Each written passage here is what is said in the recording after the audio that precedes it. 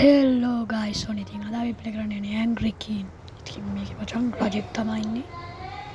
මහා පට්ට මොණයි. ඉතින් අපි ප්ලේ කරලා බලමු මේ රජාට කොහොමද අතල්ලා යන්නේ කියලා. මේකට යන්න සත්ත බද්ද වැඩි. මම ගියා වෙන්නේ අතුරක් තියෙනවා. ගාඩිය අතුර.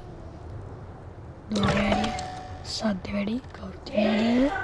නෑ කෙලින්ම අපි උඩට ගමනේ යාත්‍රෙන් යන්න බෑවා කොච්චර ගියත් වැටෙනවා.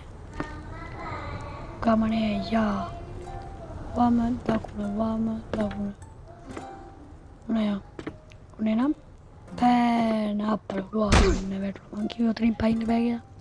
උතරින් වාතයක් බං ආයා මං කරේ. දැන් මේ සැරේ වැටුණොත් එහෙම නම් අද යන්න වෙන්නේ. ඔය තමයි මම මේ ගේම් එකේ තියෙන අමාරුම වැඩි. උච්චරයි වෙන අමාරු කිසි වැඩක් නෑ.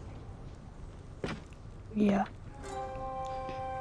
පිටිපස්සට උනා දිව්වා පැන්නා. පිටිපස්සට උනා දිව්වා පැන්නා. පස්සම දිව්වා පැන්නා. මේ දොර අරගෙන ගියා කවුරුත් ඉන්නවද? නෑ.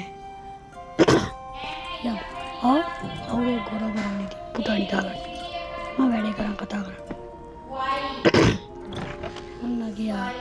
උඩම ඔන්න දැන් මචං මේ දෙක අපි එකට කරගන්න ඕනේ. මේ විදිහට මල් එකට කරා ගිහිල්ලා පුටුවෙන් තිබ්බා. වස්සට ඔබන්න ඕනේ. කවුරුරින්ද? හරි. ඔන්න අපේ මෝල රජතුමා දැන් මෙතෙන්ට සැපත් වෙනවා වගයි. අනේ එන්න ඉඳගන්න. පර්සිසේ බලුන් ගැස්සුණා. මිනිස්සු ඔක්කොම hina වෙනවා. අනේ පාවජාලා මම රත් වුණා. එනං අදට ගිහින් එනම් බයි.